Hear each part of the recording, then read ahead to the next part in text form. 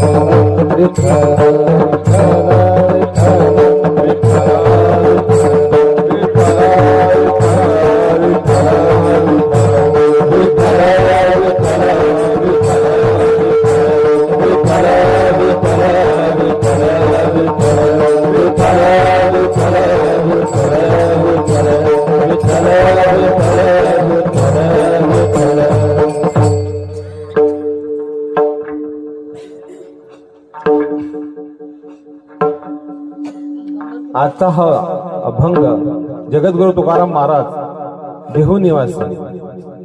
आपल्याला माहितच आहे, भक्तीचे उच्च कोटी गाठलेले असे जे तुकाराम महाराज आहे त्यांना शिखर किंवा कळस असे म्हणतात.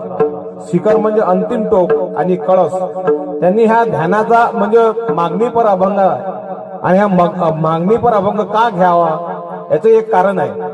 कारण आपण जेवढा कार्यक्रम केला त्या कार्यक्रमाचा सार म्हणजे शेवटी जे आपण काम करतो शेतामध्ये 8 दिवस 7 दिवस काम केल्यानंतर आपला हक्क बनते का आपले पैसे जे आपले काम झाले त्याचे पैसे द्यावं. आपला काय त्याचा एक हक्क होता, आपला मागणी होती आपली. जसं एखादा नोकरी असलेला व्यक्ती असते का त्याचा महिना भरल्यानंतर त्याचा हक्क बनते का त्याचा पगार त्याला मिळाला पाहिजे. अशीच अंतिम स्थितीत पोहोचलेले ते तुकाराम महाराज आहे. तुकाराम महाराजांचं सांगायचं तात्पर्य म्हणजे तुकाराम महाराज 8 पिढ्यापासून आलेली परंपरा तुकाराम महाराजांची. आणि ते असे गर्भ श्रीमंत होते. गर्भ श्रीमंत असताना सुद्धा भक्तीच्या मार्गात होते.